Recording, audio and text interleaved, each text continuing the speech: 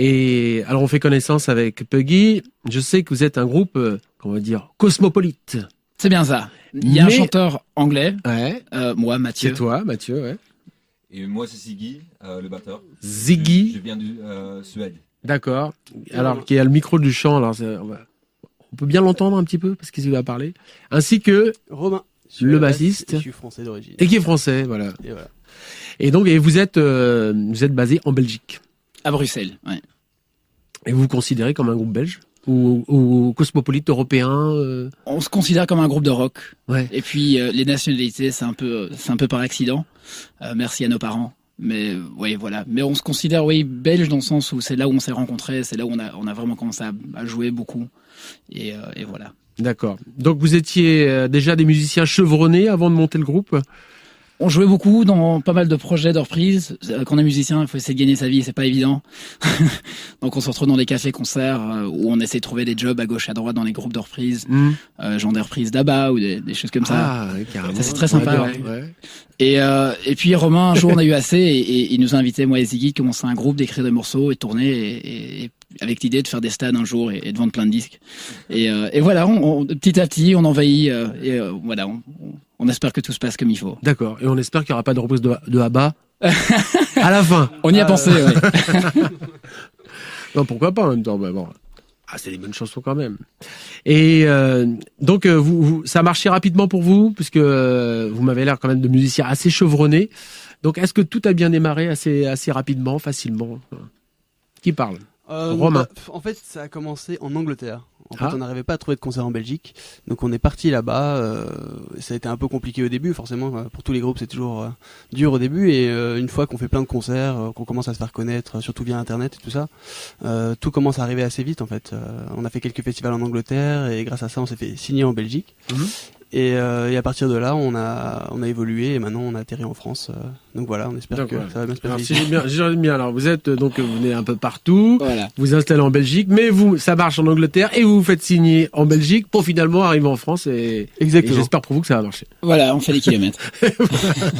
Puggy en session live acoustique avec le premier titre qui va être I Do.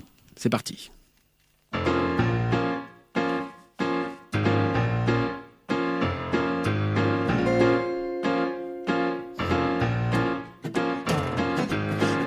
Sound of what I say. Do you like the sound of what I say? Do you like the sound of what I say? I do. Would you like to know how we could feel? Would you like to know how we should feel? Would you like to feel how we could feel? I do. But time will pass along the way and laugh at us away.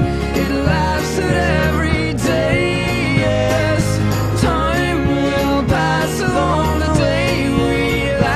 All the ways we lose it all the same.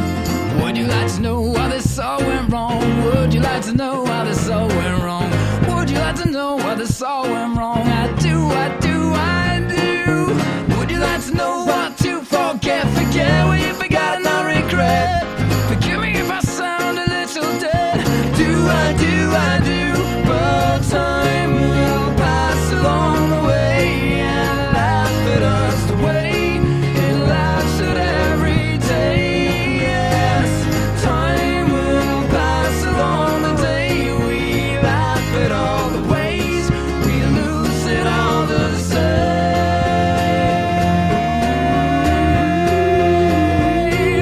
We lose it all the same.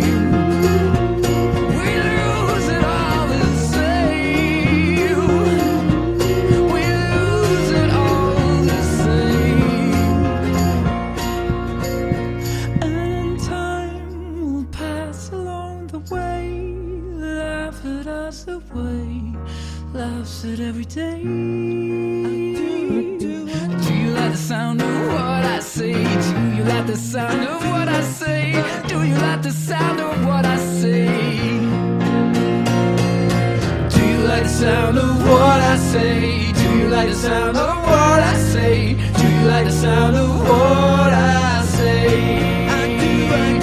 Time will pass along the way. Oh, Lord, that's the way.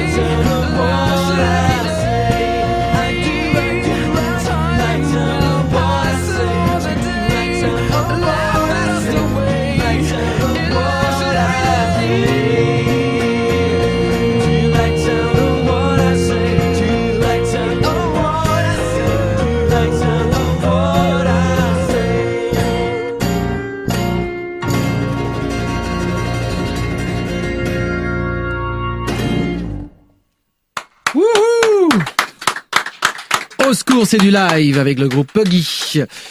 Avec ce titre I Do qui annonce la sortie du deuxième album. Vous en avez déjà fait un ou vous avez fait... On en a fait un en indé en Belgique qu'on a réussi à vendre un peu en France en tournant. On a beaucoup tourné en fait.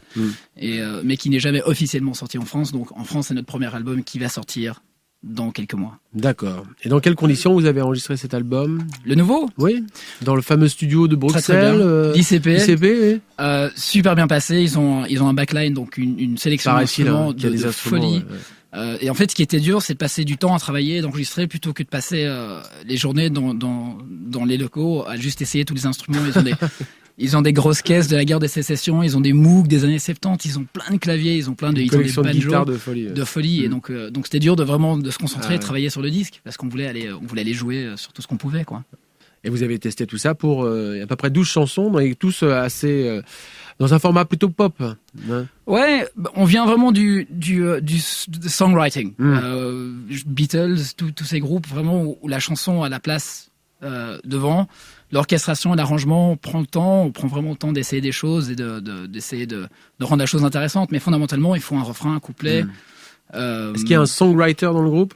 On bosse vraiment à trois. Maintenant, les idées viennent un peu de partout. On a tendance à avoir une graine, une germe d'idées, et puis on jette ça au milieu, on se tape dessus, on se bat pendant des heures, et on arrive généralement à quelque chose où on est tous d'accord, et puis ça sonne bien. Donc.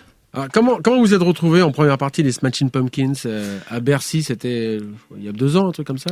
Ouais, mais tout commence en fait où on a fait toute une tournée européenne avec Incubus. Et ça commence parce qu'on joue en Belgique sur la scène d'invitation, enfin la scène de découverte d'un festival qui s'appelle Couleur Café, que vous connaissez tous en France, j'en suis sûr. Un très très chouette festival d'ailleurs. Donc nous on est en découverte, on joue, un feu est déclaré, tout le monde est évacué du festival. Une chaîne de télé nationale et internationale est là, filme que ça parce qu'il n'y a rien d'autre qui passe. Ils rentrent vite au bureau, doivent vite faire un montage parce qu'ils doivent passer quelque chose. Nous, on passe en boucle. Au même moment, dans un autre festival en Belgique, Incubus est en train de jouer, est dans sa chambre d'hôtel. Et ils nous voient passer à la télé, donc ils se disent « Ouais, c'est cool, ça sonne bien, j'aime bien. » Et en plus, ils passent tout le temps à la télé, ils doivent être énormes. Et ils cherchaient justement une première partie pour leur tournée européenne. Nous, on reçoit un mail 2 jours plus tard. Seriez-vous libre pour faire quelques dates avec Incubus en Europe? Nous, on se dit c'est une vanne. Ouais, on peut éventuellement se libérer si on a le temps, on verra si. Et on reçoit un mail encore 2 minutes plus tard qui dit voilà, vous êtes booké sur toute la tournée. Là, on regarde quand même l'adresse d'où vient le mail. On check sur leur site, c'est ça. On fait toute la tournée. Là, le booker Gérard Roux en France qui faisait tourner Incubus apprécie fort ce qu'on fait et nous invite alors à ouvrir pour Fiction Plane sur toute la tournée française, Fiction Plane qui est aussi très très chouette. Ouais. Et ensuite les Smashing Pumpkins à Bercy. Donc ça c'était très incroyable. Voilà. De fil en aiguille comme ça, un truc de folie. Ouais, des petits moments de chance. Vous avez bien fait de foutre le feu. Officiellement, c'était pas notre faute. Mais non, faut parler aux managers et aux avocats. Ils régleront ça bien. C'est bien joué. C'est une bonne idée. C'est une bonne idée. Alors, on aurait pu parler des influences. Vous avez dit les songwriters, ABBA, Beatles. Ouais. Et comme c'est le moment de la reprise, voilà, on va vous exprimer. Exactement. Puggy en session live dans ce cours c'est du live, c'est en direct.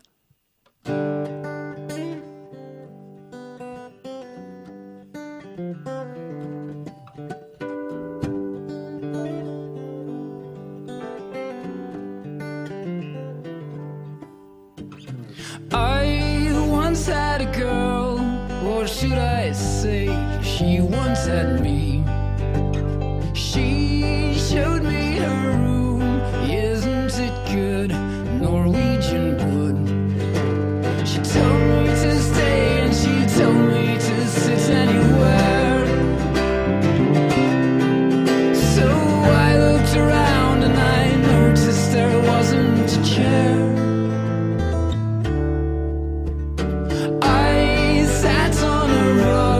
Biding my time, drinking her wine. We talked until 2,